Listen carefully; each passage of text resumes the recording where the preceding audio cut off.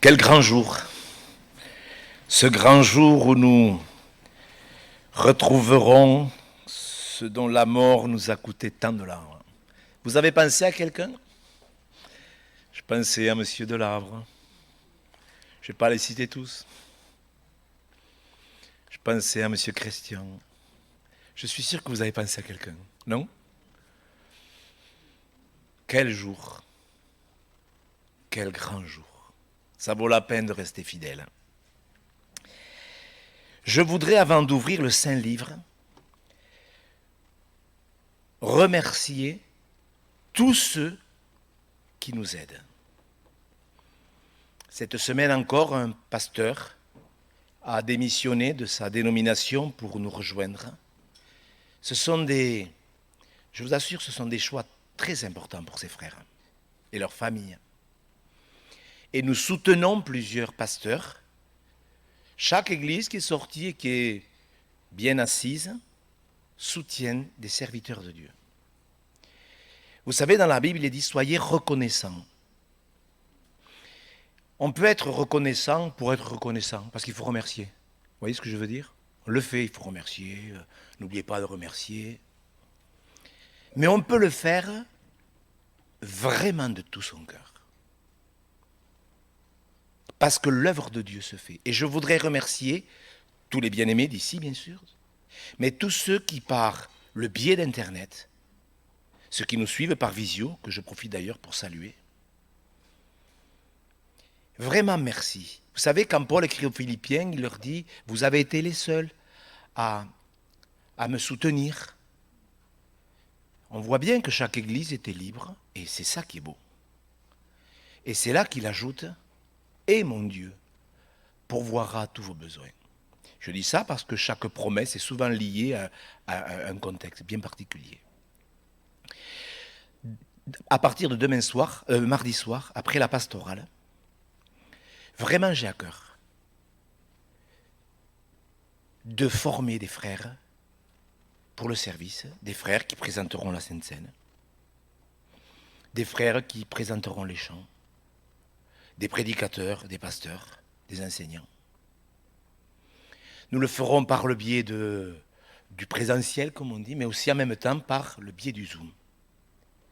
Et je vous demande de prier, vraiment de prier, pour moi, pour ces moments, parce que nous ne nous rendons pas compte que ce que Dieu veut surtout, ce n'est pas le don. Vous voyez, discerner un don, bon, on discerne un frère qui a le don d'évangéliser.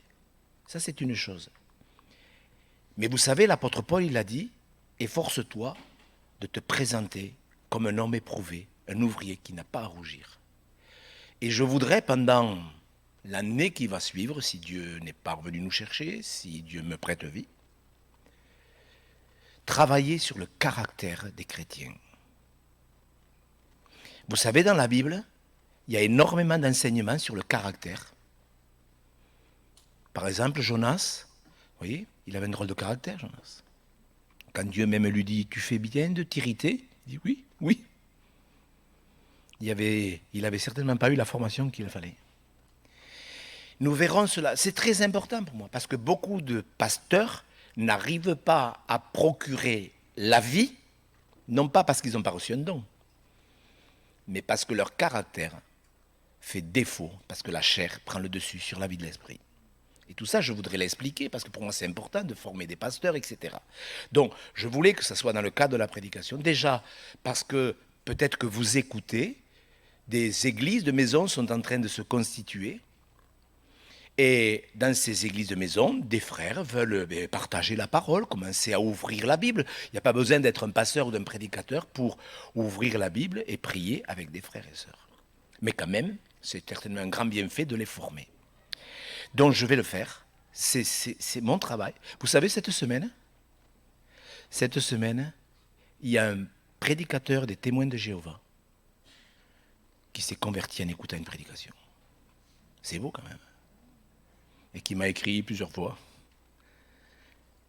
Nous ne nous rendons pas compte à quel point le site est une bénédiction. Je tenais à vous remercier vraiment. Mais vous savez, ce n'est pas du blabla. Quand je vois les offrandes, ce que ça permet de faire, Que Dieu vous bénisse, mes frères et sœurs. Vous qui m'écoutez, vous que je n'ai jamais rencontré, mais qui nous aidez, vraiment, je tiens à vous remercier sincèrement. Nous allons donc ouvrir le Saint-Livre et en introduction de la suite de cette exhortation que j'ai faite il y a 15 jours sur l'église de l'illusion. Je ne terminerai pas aujourd'hui. J'achèverai dimanche prochain. Il y aura une troisième partie. Dans la troisième partie, il y aura à peu près, je pense, 10 minutes qui seront pour les serviteurs de Dieu. Vous comprendrez très bien après ce que je vous dis, après ce que je viens de vous dire. Priez pour cela. Dans l'évangile de Marc, au chapitre 12, il y a des religieux. Alors, on ne va pas parler de la question qu'ils ont posée. Il y a des religieux qui se sont approchés de Jésus pour essayer de le coincer avec une question sur la résurrection. Alors, c'est pas, ce qui nous intéresse, ce n'est pas le sujet de cette résurrection et même pas de l'approche, c'est la réponse. Dans Marc, au chapitre 12, et au verset 24, regardez la réponse que Jésus leur donne. C'est très important cette introduction, car beaucoup de croyants se trouvent exactement dans la même situation que ces Sadducéens qui étaient des religieux sérieux. Mais regardez ce que Jésus leur dit. Et il pourrait certainement le dire à plusieurs qui écouteront cette exhortation. Marc chapitre 12, verset 24, Jésus leur répondit, « N'êtes-vous pas dans l'erreur parce que vous ne comprenez ni les Écritures, ni la puissance de Dieu. » Et mes frères et sœurs, un chrétien est censé connaître les Écritures. Il doit lire les Écritures. Mes frères et sœurs, je ne parle pas de lire pour lire. Je parle de méditer la parole de Dieu. Heureux l'homme qui médite. Bien sûr qu'il y a encore des erreurs. Mais combien je suis conscient que moi, le premier, j'ai transmis des convictions personnelles qui étaient pour moi bibliques, mais qui ne l'étaient pas. Donc bien sûr que nous pouvons être encore dans certaines erreurs. Mais si nous voulons être de véritables disciples, si nous voulons être de véritables chrétiens, si nous voulons véritablement vivre dans la foi, dans le repos de la foi, nous devons nous appliquer à comprendre les Écritures. Vous ne comprenez pas les Écritures, ni la puissance de Dieu. Est-ce que vous voulez comprendre les Écritures? Est-ce que nous voulons comprendre la puissance de Dieu? Mais bien sûr. Les chants nous y ont encouragés. Quand Paul dit, mais toute Écriture est inspirée de Dieu, est utile pour convaincre, pour restaurer, pour corriger, dira une autre version, pour enseigner, pour instruire, afin que l'homme de Dieu soit accompli et propre à toute bonne œuvre. Mes frères et sœurs, beaucoup de chrétiens ne comprennent pas les Écritures. Ils se sont approchés avec une histoire. Je pense qu'elle est inventée, cette histoire. Mais la réponse doit nous faire réfléchir. Est-ce que je comprends les Écritures? Pourquoi tant de chrétiens sont-ils dans l'église de l'illusion? Alors nous avons abordé il y a 15 jours ce sujet et nous allons le poursuivre aujourd'hui et dimanche prochain parce que nous nous sommes arrêtés sur cette parole que Jésus prononce 7 fois. C'est là qu'il y aura des pleurs et des grincements dedans. Il n'y a que Jésus qui utilise cette parole 7 fois dans les évangiles. Nous avions vu que dans la parabole des festins de noces, nous avions vu que beaucoup de chrétiens sont entrés dans l'église de l'illusion parce qu'ils y sont rentrés sans prendre conscience de la gravité du péché. C'est pour ça que beaucoup de chrétiens rentrent dans l'église comme on rentre dans un club, comme on rentre dans une association. Et comme beaucoup de chrétiens ne sont pas rentrés en étant profondément convaincus de péché, comme ils ne sont pas passés par la croix, eh bien le résultat, c'est qu'ils sont dans l'illusion et qu'ils croient n'importe quoi. Ils ne comprennent pas les Écritures. On rentre dans le royaume des cieux par une profonde conviction de péché. Je suis un pécheur, je suis né pécheur. Mais la conviction de péché, elle doit vraiment venir. Vous vous rappelez du jour où vous avez été convaincu de péché? Ça, c'est une chose qu'on n'oublie pas. Vous pouvez oublier 2, 3, 10, 20 expériences, mais cette expérience-là, vous ne pouvez pas l'oublier. Le jour où vous avez décidé de vous repentir, parce que vous saviez que votre péché vous mettait en disgrâce, le jour où vous avez choisi, en plus de la repentance, de passer par une profonde conversion, ce qui a généré la nouvelle naissance. Jésus dira, regardez, au docteur des docteurs, Nicodème, mais si tu ne nais pas de nouveau, tu n'entreras pas dans le royaume des cieux. C'était un homme qui était chargé d'enseigner les pasteurs. Il n'était pas né de nouveau. Quand je vous dis qu'on peut exercer un don et ne pas être né de nouveau. Et si nous ne passons pas par ces étapes, ces 3 étapes, la conviction de péché qui produit la repentance et qui produit la conversion et qui génère la nouvelle naissance, nous n'entrons pas dans le royaume. Nous changeons d'église, nous changeons de dénomination. Oh, avant j'étais de telle dénomination, maintenant je suis devenu, chrétien dans cette... Mais ce n'est pas parce que vous changez d'aquarium que vous avez changé de cœur. Et mes frères et sœurs, c'est pour enchaîner avec le dimanche dernier. Mais si un pécheur ne passe pas par ces 3 étapes que je viens de citer, il va connaître Christ selon la chair. C'est une connaissance émotionnelle, intellectuelle. Il y a beaucoup d'intello dans les églises.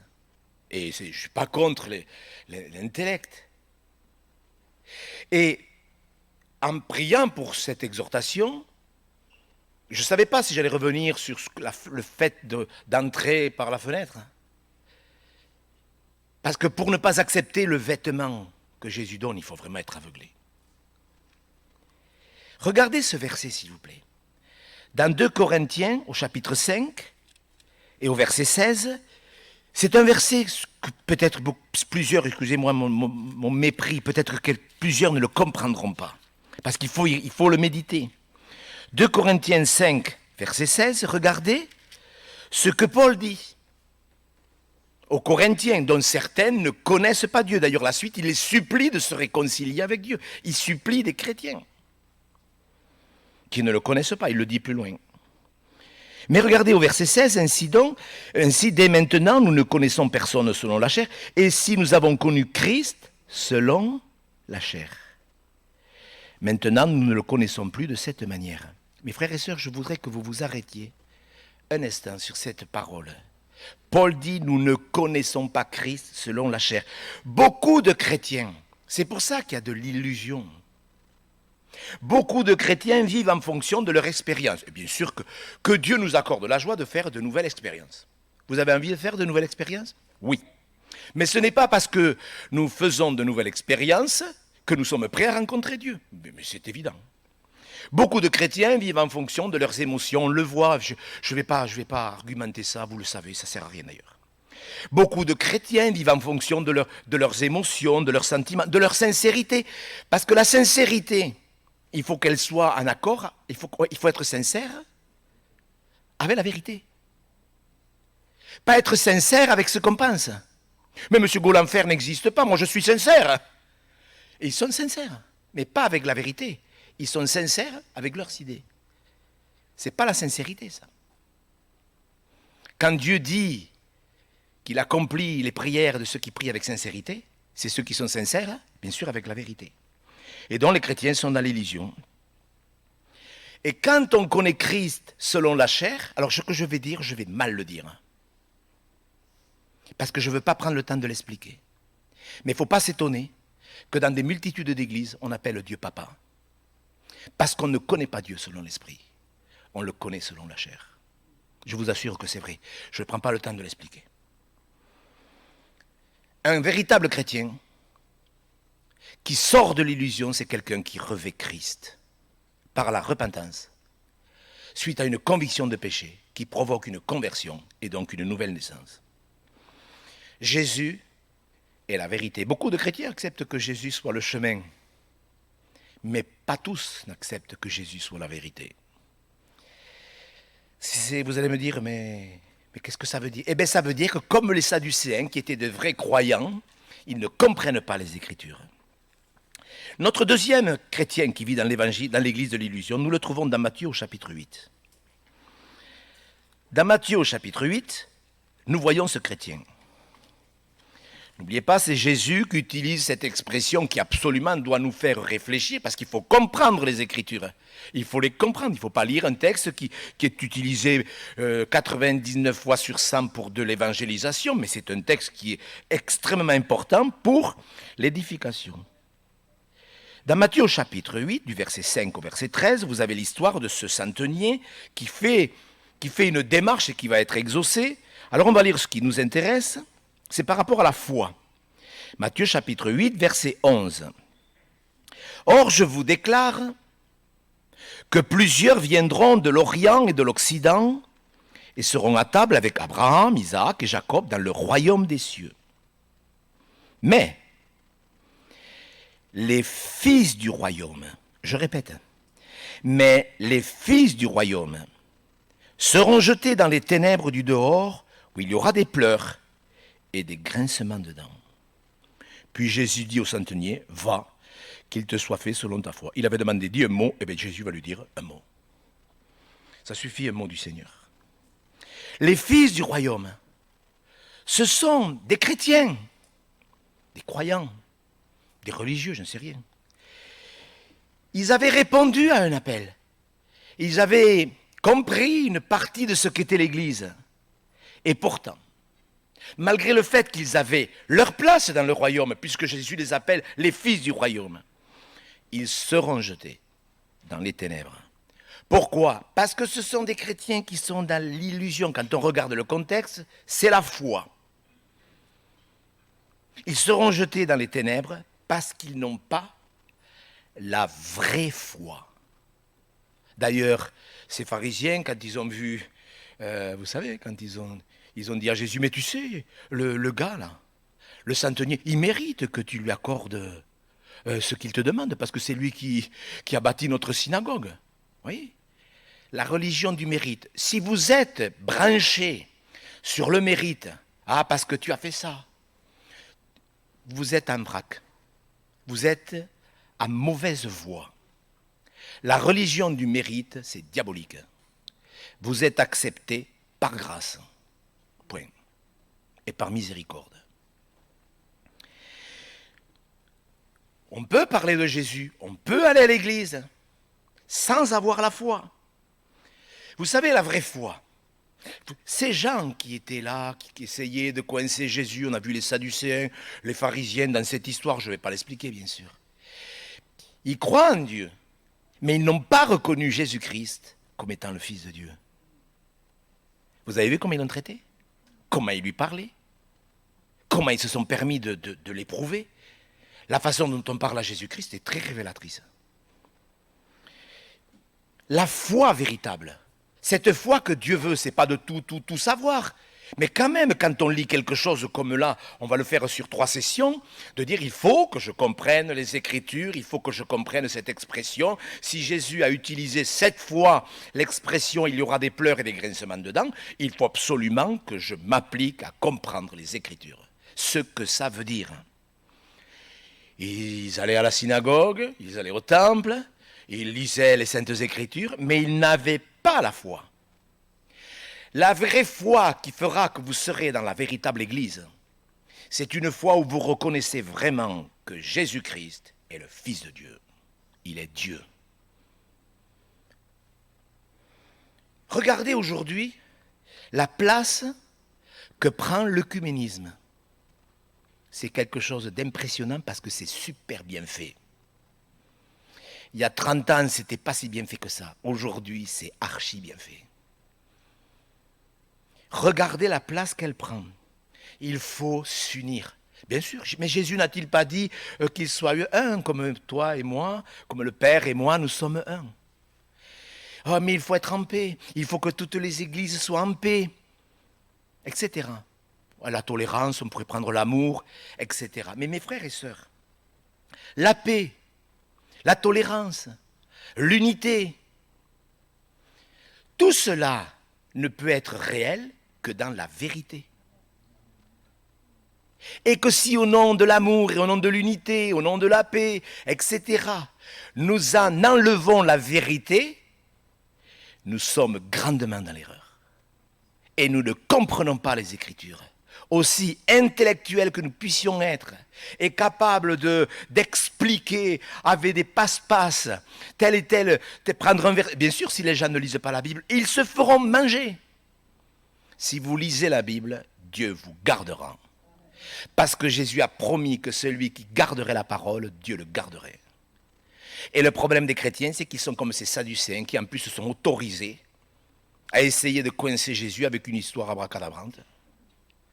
Mais on ne se moque pas de Jésus. Par contre, ce qu'on sème, on le récolte. Et il faut s'unir dans la vérité, mes frères et sœurs. Il n'y a, dira Paul aux Éphésiens, il n'y a qu'une seule foi. Et cette foi, le centenier l'avait. Il croyait que Jésus a autorité sur tout. C'est pour ça qu'il a dit, mais c'est même pas la peine que je vienne. Ne viens pas sous mon toit. Dis un mot. Vous croyez que Dieu peut dire un mot sur une situation qui nous préoccupe? Mais bien sûr. Il n'y a qu'une seule foi. Et s'unir avec des chrétiens qui marchent dans l'idolâtrie. Mais si vous vous souvenez de la lecture que notre frère M. Akateko a utilisée pour la Sainte Seine, il n'y a aucun lien entre le temple de Dieu et les idoles. Et s'unir au nom de l'amour, au nom de la paix, au nom de la tolérance, au nom de tout ce que vous voudrez, avec des gens qui prient les idoles, avec des gens qui prient les morts, etc., je peux vous dire que ce n'est pas de l'unité, c'est du compromis. Frères et sœurs, c'est très sérieux. Jésus prendra une église où les gens marchent par la foi, la vraie foi. Il n'y a qu'une foi. La foi, c'est les Saintes Écritures. On n'ajoute rien et on ne retranche rien. Alléluia. Un vrai chrétien, il n'ajoute pas. Si vous retranchez quelque chose au nom de votre intelligence surdéveloppée, bien sûr, eh bien je peux vous dire que vous n'avez pas la foi. Qui est l'homme? Mais quel est l'homme stupide et insensé pour ajouter ou retrancher, comme si Dieu, lorsqu'il a inspiré ses saints serviteurs, les apôtres, pour écrire les Saintes Écritures, il avait oublié quelque chose. Quelle stupidité! Oui, la stupidité les perd. C'est écrit, on l'a lu en introduction. Mes frères et sœurs, nous devons être sérieux. Le premier, enfin, c'est le deuxième pour nous, mais en vérité c'est la première fois où Jésus utilise l'expression les pleurs et les grincements de dents. Le contexte, c'est la foi. Mes frères et sœurs, quand Dieu dit quelque chose, c'est sérieux. Dieu n'a pas écrit quelque chose en disant « Ah ça peut-être j'aurais pas dû le dire ». Non mais franchement. Je n'ai pas le temps de vous donner quelques témoignages. Des gens qui m'écrivent pour m'expliquer comment il faut prêcher, ce qui est bien, ce qui n'est pas bien dans les Écritures. Le troisième chrétien qui vit dans l'église de l'illusion, on le trouve dans le chapitre 13 du verset 36 au 42. Matthieu chapitre 13, verset 36 à 42. On va la lire, cette parabole, c'est l'explication de la parabole du grain de sénévé. On va lire l'explication. Rappelez-vous la difficulté des Sadducéens. Si vous cherchez dans un dictionnaire, vous allez voir, ou dans un dictionnaire biblique, que ce n'étaient pas des idiots, croyez-moi. Et pourtant, ils ne comprenaient pas les Écritures. Matthieu 13, 36. Alors il renvoya la foule et entra dans la maison. Ses disciples s'approchèrent de lui et lui dirent, voyez, la foule n'était pas intéressée. Mais ses disciples le sont. Est-ce que vous êtes intéressés au fait ? Ses disciples s'approchèrent de lui, ça c'est bien, voyez mes frères et sœurs, et dirent, explique-nous la parabole de l'ivraie du champ. Il répondit, celui qui sème la bonne semence, c'est le Fils de l'homme. Le champ, c'est le monde. La bonne semence, ce sont les fils du royaume. L'ivraie, ce sont les fils du malin. L'ennemi qui l'a semé, c'est le diable. La moisson, c'est la fin du monde. Les moissonneurs, ce sont les anges. Or, comme on arrache l'ivrée et qu'on la jette au feu, il en sera de même à la fin du monde. Le Fils de l'homme enverra ses anges qui arracheront de son royaume, tous les scandales et ceux qui commettent l'iniquité. Ils les jetteront dans la fournaise ardente, là où il y aura des pleurs et des grincements de dents. Alors, les justes resplendiront comme le soleil dans le royaume de leur Père. Que celui qui a des oreilles pour entendre, entende et comprenne les Écritures. C'est ce que je rajoute compte tenu du contexte. Le contexte, cette fois-ci, c'est ceux qui commettent l'iniquité. Dans l'Église du Seigneur, il y a des chrétiens qui sont super légers avec le péché. Et dans l'église de l'illusion, vous savez que la dernière fois, j'ai dit quelque chose que je ne voulais pas dire et que je redis, mais dans l'église de Satan, on peut tout faire. D'ailleurs, dans la Bible satanique, le premier commandement, c'est « fais ce qui te plaît ». Dans la Bible satanique. Dans l'église de l'illusion, on peut chanter des cantiques et en même temps vivre dans le péché. Dans l'église de l'illusion, on peut prendre le pain et le vin et en même temps tolérer le péché. On peut danser, on peut chanter et tout ça, ça ne dérange personne, Dieu étant tellement bon. C'est ça que Jésus est en train d'enseigner. Mais en plus on me le dit, mais monsieur Gau, n'avez-vous pas lu? Tout est permis. Oui, je pense qu'ils n'ont pas dû lire le chapitre en entier. Tout est permis, monsieur Gau. N'est-ce pas pour la liberté que Christ vous a affranchi? Vous vous rendez compte comment des croyants, des serviteurs de Dieu sont capables d'utiliser certains textes pour entraîner des croyants dans les ténèbres? C'est dramatique. C'est archi sévère. Les pasteurs qui écouteraient cette exhortation, lisez Ézéchiel 33, si je me trompe. Dans cette église-là, on n'a jamais expliqué la différence entre le péché volontaire et le péché involontaire. Je ne sais pas si je prends le temps d'expliquer cela. En tous les cas, pour ceux qui prennent des notes, vous pouvez bien le vérifier dans Hébreux au chapitre 10, du verset 26 au verset 31. Il y a dans le Lévitique un enseignement profond entre le péché volontaire et le péché involontaire. Bien sûr qu'on peut commettre des péchés, mais bien sûr. Ne jouons pas la comédie. Mais il y a une grande différence entre un péché involontaire et le péché volontaire. On le commet justement. Un chrétien ne peut pas perdre le salut. Alors donnons-nous à cœur joie. Mes frères et sœurs, c'est que si vous êtes chrétien et que vous raisonnez ainsi, vous êtes en train de vous perdre. Dieu, écoutez, c'est pas moi c'est Jésus qui parle, c'est pas Gérard Gau. C'est Jésus qui dit que le Fils de l'homme arrachera du royaume tous ceux qui commettent l'iniquité. Dans Tite, on peut le lire ce verset, j'aimerais qu'on le lise ensemble, et je vous encourage, c'est après Timothée, Timothée, Philémon, Hébreux. Je vous encourage, mes frères et sœurs, vous savez, de temps en temps, je m'autorise à vous donner un livre. L'épître de Paul à Tite est une épître vraiment qui enseigne l'ordre dans l'Église. Et je vous encourage vraiment à lire cette épître, à méditer cette épître. Car c'est une épître qui a été donnée pour que les chrétiens vivent dans l'ordre. Et il est dit, au verset 16 du chapitre 1er, « Ils font profession de connaître Dieu, mais ils le renient par leurs œuvres.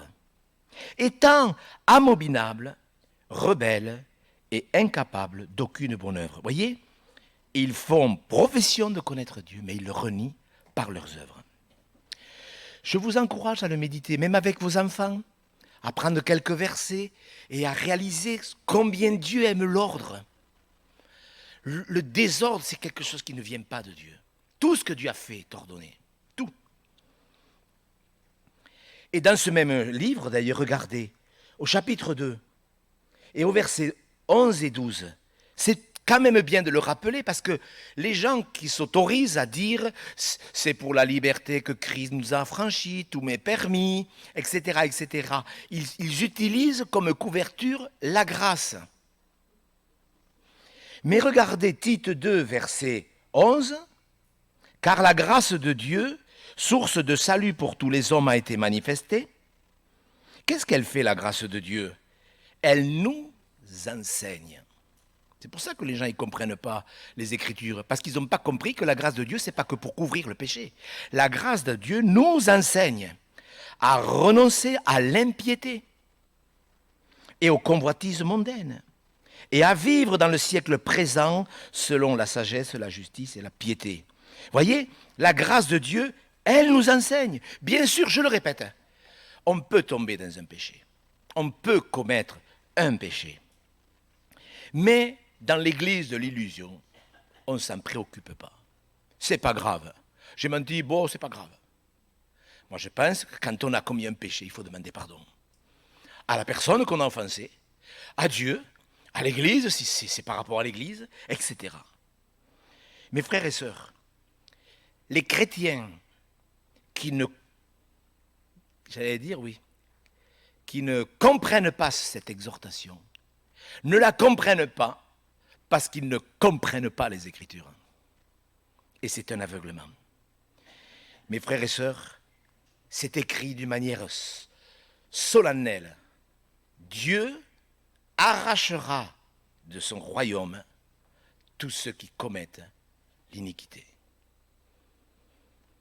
Soyons très sérieux.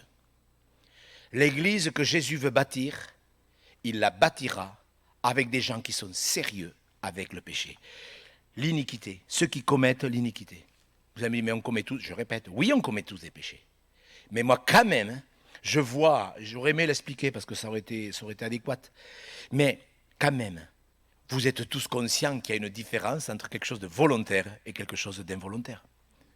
Franchement, je pourrais l'expliquer, c'est très intéressant, en plus la Bible le développe, mais quand même, on le sait. On le sait. C'est là qu'il y aura des pleurs et des grincements. Beaucoup de chrétiens ne seront pas pris. Beaucoup de chrétiens. Ouais. Moi, j'ai honte parce que, vous savez, je l'ai déjà dit, je le redis, parce que je ne voudrais pas que ce genre d'exhortation trouble les gens ou les culpabilise à tort. Parce que je sais que c'est nous les responsables en partie. Je sais très bien que si je poursuivais cette explication, à la sortie, elle va me dire, Monsieur Gau, Madame Delabre, on a tous la même Bible, on a tous le même Seigneur, vous n'êtes pas responsable. Je m'y attends. Mais mes frères et sœurs, les pasteurs ont une responsabilité, une grande responsabilité. Et nous devons absolument être sérieux avec ça. On va passer au 4e chrétien. Celui qui vit dans l'église de l'illusion, on le trouve dans le chapitre 13. Matthieu chapitre 13. C'est la parabole du filet. On la lit. C'est pour ça qu'on n'aura pas le temps de faire les 3 derniers. Mais on va voir ce 3e chrétien qui est dans l'illusion. Matthieu chapitre 13, verset 47. Le royaume des cieux est encore semblable à un filet jeté dans la mer et ramassant les poissons de toute espèce. Quand il est rempli, les pêcheurs le tirent, et après s'être assis sur le rivage, ils mettent dans des vases ce qui est bon et ils jettent ce qui est mauvais. Il en sera de même à la fin du monde. Les anges viendront séparer les méchants d'avec les justes. Et ils les jetteront dans la fournaise ardente, où il y a des pleurs et des grincements de dents. Avez-vous compris toutes ces choses? Avez-vous compris toutes ces choses? Dans le 4e chrétien, le contexte, ce sont les chrétiens qui sont méchants. Et le méchant, ce n'est pas le méchant contre les bons, vous savez, ce n'est pas ça.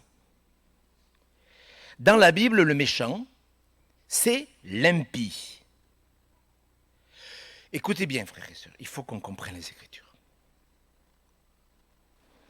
Le méchant, c'est un impie. C'est le même mot, c'est le même synonyme dans le Nouveau Testament, le méchant et l'impie. Bon. C'est le chrétien qui n'a pas de piété, le méchant. Il croit en Dieu, il va à l'église, mais il n'a pas de piété. Piété est un mot qui signifie obéissance. C'est très important, mes frères et sœurs, que vous le compreniez. La piété, c'est un mot qui signifie obéissance. Un homme pieux, c'est un homme qui obéit à Dieu. Hier soir, je méditais, parce que quand je prépare mes sermons, vous comprenez bien que j'y réfléchis. Et quand je m'endormais, je méditais sur ce texte où Jésus parle de l'avènement, justement. Quand Jésus dit, voilà, comment ça sera? De deux dans un lit, un sera pris, l'autre laissé. De deux dans un champ, l'un sera pris et l'autre laissé. De deux femmes à la meule, l'une sera prise, qui moudront à la meule pour préparer un repas, l'une sera prise et l'autre pas. Et je réfléchissais, je me dis, mais c'est ça l'obéissance.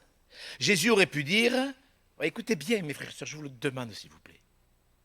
Jésus aurait pu dire, voilà, deux hommes, un sera à l'église et l'autre n'y sera pas, donc le premier sera pris et le deuxième ne sera pas pris. De deux qui seront, un sera à sa maison en train de lire la parole et l'autre sera dans les champs en train de vaquer. De deux femmes, l'une sera en train de prier dans sa chambre et l'autre en train de travailler sur son robot. L'une sera prise et l'autre laissée. C'est la preuve, mes frères et sœurs. C'est la preuve que Jésus a voulu nous enseigner que ce n'est pas un problème d'aller à l'église, de lire et de prier. C'est un problème d'obéissance. C'est vraiment un problème d'obéissance. Un homme pieux, ce n'est pas un homme qui assiste à toutes les réunions. Et on a poussé les gens à assister à toutes les réunions parce que les pasteurs voulaient qu'il y ait plein de monde à l'église. Un homme pieux, ce n'est pas un homme qui assiste à toutes les réunions de l'église. C'est un homme qui obéit à Dieu, réunion ou pas. C'est ça un homme pieux. C'est ça la piété. Parce que je peux aller à l'église, exercer un don, oui, comme moi qui exerce mon don de pastorat. Mais il n'y a que Dieu qui sait si j'obéis. Pas parce que je prêche que j'obéis. Et c'est ce que Jésus est en train d'expliquer. Dieu arrachera, séparera les méchants d'avec les bons. Un méchant, c'est un homme qui n'obéit pas à Dieu. On le sait, je vous avais cité dernièrement le texte du psaume 50 pour bien vous expliquer qu'un méchant, c'est un chrétien. Vous savez, dans le psaume 50, tu énumères ma loi, tu as les paroles à ma bouche, mais le méchant, c'est un croyant qui ne veut pas de piété. Mes frères, ça paraît dur. Est-ce que c'est dur cette exhortation en fait? Répondez à vous-même ou à haute voix. Je vous pose la question non pas pour me rassurer. Je vous pose la question pour vous. Est-ce que cette exhortation est dure? Paraît dure. Lisez avec moi ce texte dans 2 Thessaloniciens au chapitre 1er. C'est sérieux mes frères et sœurs, vous savez, on est en train de s'occuper de l'éternité, de notre éternité. C'est très sérieux l'éternité, vous êtes d'accord? 2 Thessaloniciens, chapitre 1er, verset 7. La dernière phrase du verset 7, pour pas allonger. Regardez bien mes frères et sœurs. La piété, c'est l'obéissance. Jésus apparaîtra du ciel avec les anges de sa puissance. 2 Thessaloniciens 1, verset 7. Le Seigneur Jésus apparaîtra du ciel avec les anges de sa puissance, au milieu d'une flamme de feu pour punir ceux qui ne connaissent pas Dieu et ceux qui n'obéissent pas à l'évangile de notre Seigneur Jésus. Ceux qui n'obéissent pas à l'évangile. La piété, c'est l'obéissance. Si vous ne voulez pas obéir à Jésus-Christ de tout votre cœur, parce que l'obéissance, il faut qu'elle soit joyeuse, vous comprenez mes frères. C'est pour ça, n'imposez pas aux autres votre obéissance. S'il vous plaît, frères et sœurs. Jésus n'a jamais imposer rien à qui que ce soit. Et dès qu'on a, tu devrais lire ta Bible. Tu as lu ta Bible aujourd'hui? Écoutez mes frères et sœurs, ça ne marche pas comme ça le royaume. Vous l'avez jamais fait ça? Moi je l'ai fait. À mes enfants, vous avez lu votre Bible aujourd'hui? Bon, une fois c'est bien, de temps en temps il faut le faire. De temps en temps quand même, faites-le quand même, de temps en temps. Mais pas tout le temps. C'est pas bien. Il faut obéir de cœur, avec joie, l'obéissance. Et si nous ne voulons pas obéir à Jésus-Christ au nom de la grâce couverture, entre guillemets, vous faites partie de l'église de l'illusion. Et ce qu'on a lu arrivera. Beaucoup de chrétiens, c'est écrit dans le dernier cas, on le verra dimanche prochain, beaucoup de chrétiens chercheront à entrer et ne le pourront pas.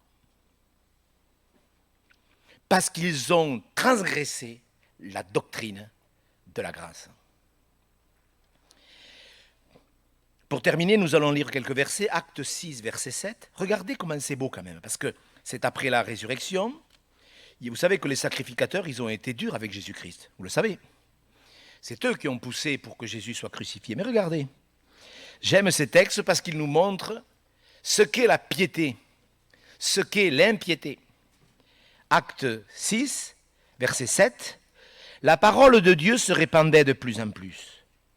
Le nombre des disciples augmentait beaucoup à Jérusalem. Et, regardez, c'est beau ça quand même, une grande foule de sacrificateurs obéissait à la foi. Vous voyez ce que c'est la piété? J'obéis à la foi. Ceux qui avaient peut-être crié dans la foule, crucifie-le, crucifie. Et bien vous les voyez, merci Seigneur. Vous voyez comme quoi Dieu peut convaincre n'importe qui. Une grande foule de sacrificateurs obéissait à la foi. Un peu plus loin dans Romains, c'est important ça, parce que la foi, la piété, c'est l'obéissance. Romains, chapitre 1, verset 5. Par lui, nous avons reçu la grâce et l'apostolat pour amener en son nom à l'obéissance de la foi tous les païens. La foi sans obéissance, ce n'est pas la foi. Une église qui n'obéisse pas, n'est une église qui n'a pas la foi. Elle a la croyance peut-être, mais elle n'a pas la foi. Romains 16, verset 26, c'est bien. Vous voyez, c'est important, je prends ce texte. 16, 26. Mais maintenant, les écrits des prophètes, d'après l'ordre du Dieu éternel, est porté à la connaissance de toutes les nations, afin qu'elles obéissent à la foi. Et le méchant, qu'est-ce qu'il doit faire le méchant? Si vous êtes un chrétien méchant, j'espère qu'il n'y en a pas au milieu de nous, mais comme ces exhortations sont écoutées par de plus en plus de personnes, peut-être que vous écouterez pour la première fois cette exhortation, mais vous devez savoir que si vous n'obéissez pas à Dieu, vous n'êtes pas dans la catégorie des justes, vous êtes dans la catégorie des méchants. Et dans Ésaïe 55, je ne sais pas si je l'ai mis ce texte, je l'ai mis, oui. Dans Ésaïe 55, qu'est-ce qu'il est dit au verset 6 et 7? On le lit quand même pour terminer. Ésaïe 55, regardez, cherchez l'Éternel pendant qu'il se trouve, invoquez-le tandis qu'il est prêt, que le méchant, voyez, que le méchant abandonne sa voie, l'homme d'iniquité ses pensées, qu'il retourne à l'Éternel. Donc c'est bien la preuve que c'est un chrétien qui n'obéit plus. Et Dieu lui dit, mais qu'il retourne à l'Éternel, qui aura pitié de lui, à notre Dieu, qui ne se lasse pas de pardonner. Donc, si vous êtes dans ce cas de figure, où vous êtes un chrétien, vous allez à l'église, vous lisez votre Bible, mais vous cassez les pieds à tout le monde, c'est pour ça peut-être que vous le réaliserez, que vous soyez dans cet état d'esprit, revenez à Dieu. Comment ? On me dit, mais qu'est-ce qu'il faut? Eh bien, repentez-vous. Puisque c'est la repentance qui nous introduit dans le royaume, c'est une nouvelle repentance qui nous est réintroduite. Une vraie repentance. Dieu, alors écoutez-moi frères et sœurs, je vais terminer, c'est un peu sévère, d'accord. Mais comme la grâce couverture enseigne que Dieu ne se lasse pas de pardonner, ne se lasse pas de pardonner, ne se lasse pas de pardonner, vous devez quand même lire dans la Bible qu'à un moment donné, Dieu ne pardonne pas. Je sais que c'est dur, je le sais. On va prendre le texte d'Amos 7. Il y en a plein, il y en a une quarantaine, j'en ai noté une quarantaine. Vous voulez qu'on les lise? Est-ce que vous voulez qu'on les livre maintenant? Oui? Qui c'est qui a dit oui? Brice, vous allez rester tout seul, je pense, avec moi. Ça fait beaucoup. Mais c'est bien de... Voyez, mes frères et sœurs, dans le prophète Amos, il y en a plein de textes. Avec une concordance, vous pouvez le lire très facilement.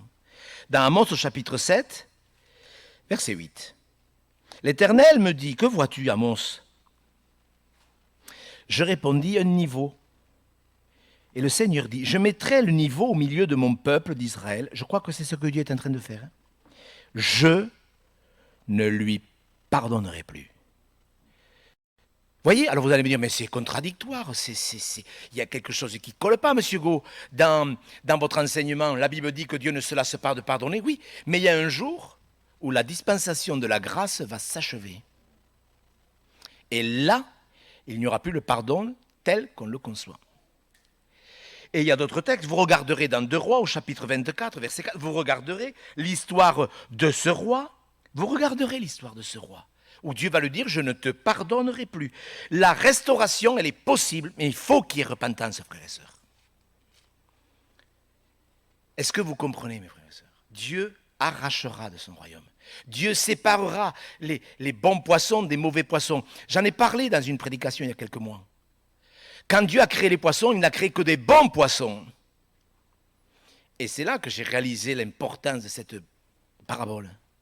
Il y a des chrétiens qui choisissent de devenir méchants. Parce qu'ils s'autorisent à mettre leurs pensées, leur doctrine au-dessus de la saine doctrine. Mes frères et sœurs, nous verrons la semaine prochaine les 3 autres chrétiens. Il y en a un, je vous dis, c'est pour les pasteurs. C'est pour ça que je vous demande vraiment de prier. Pour que dans ce pays, ça serait vraiment bien que tous les pasteurs s'appliquent. Mes frères et sœurs, il va y avoir un jour terrible. Pour les chrétiens qui ont cautionné le péché. Pour les chrétiens qui ont une foi superficielle. Parce qu'ils ne veulent pas comprendre les Écritures. Le peu que je partage avec vous ce matin vous indique que l'on peut prendre au sérieux les... Et ça plaît au Seigneur. Quand on dit, comme les apôtres, explique-nous. La foule est partie. Ils n'ont pas compris. Vous voyez, il y a plein de gens, ils ne veulent pas d'explication. Peut-être ils ont peur, peut-être ça ne les intéresse pas. Les disciples, c'est pour ça que Dieu a choisi quand même certaines catégories de gens. Les disciples, explique-nous, Seigneur, explique-nous la parole, on n'a rien compris. Seigneur, explique-nous les Écritures. Vous êtes d'accord? Et quand Jésus reviendra, nous ferons partie non pas de ce peuple qui connaîtra le terrible, mais nous ferons partie de ce peuple qui connaîtra la gloire. Quel jour! En plus, on va retrouver tous ces bien-aimés qui nous ont quittés. Moi, je trouve que ça sera bien. Pendant qu'en même temps, sur la terre, la colère de Dieu va se manifester. Il y a un temps où Dieu ne pardonnera plus. C'est pour ça, ne jouez pas avec la doctrine de la grâce couverture. Elle n'existe pas. Elle existe, mais il n'y a pas que la grâce couverture. Il y a la grâce qui nous enseigne à renoncer à l'impiété. Prions simplement, mes frères et sœurs. Répondons-lui. Est-ce qu'on peut fermer les yeux quelques secondes? Tous. Et vous qui écoutez par visio, vous qui écouterez cette exhortation dans 3 jours, quelques jours, vous les pasteurs qui écouterez cette exhortation, s'il vous plaît, remettez-vous en question. Ne cherchez pas à garder les gens pour les garder. Prêchez que Jésus est le chemin, mais il est aussi la vérité. Notre Père qui es aux cieux, notre Dieu, nous ne voulons absolument pas ressembler à ces Sadducéens qui se sont approchés pour essayer de te coincer par une question. Nous voulons comprendre les Écritures et, si possible, notre Père, comprendre ta puissance, afin d'être de véritables disciples qui, en France, dans ce lieu à Toulouse, pourront te laisser bâtir ton Église. Nous te le demandons, Seigneur, parce que c'est ta volonté que nous ne nous bernions pas dans une fausse foi, dans une fausse piété, dans de fausses doctrines. Nous voulons honorer partout, en tout lieu, les saintes Écritures. Que ton nom soit béni, Seigneur Jésus. Restons recueillis, peut-être quelques secondes, dans le silence. Peut-être quelqu'un a besoin de dire, Seigneur, pardon, pardon. Poursuivez ce culte. Ce soir, peut-être, reprenez les textes. Prenez une concordance et regardez toutes les fois où Dieu ne pardonne pas. Vous allez voir, c'est obligé que ça fasse réfléchir. Tout le monde peut trouver une application maintenant. Tout le monde. Que le nom du Seigneur soit béni.